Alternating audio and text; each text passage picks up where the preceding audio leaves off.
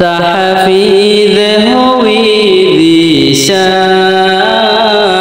तालीम सुहानी है और नाम नूरुल कुरआन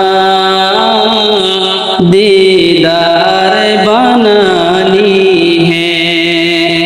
तहफीज़ हुई दिशा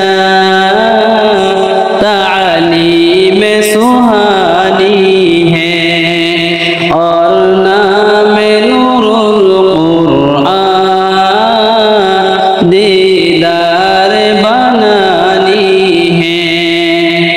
मौलाना दिन मुहम्मद इस दर की बानी है और उसकी रखवाली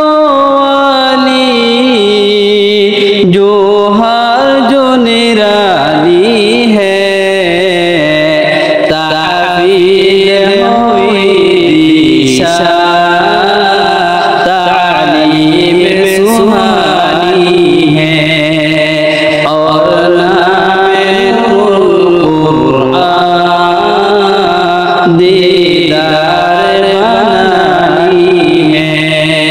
हुफ़ाज़ कुरआन को दस्तर फ़ज़ीलत की तशरीफ़ की मंसूबा अंजाम करानी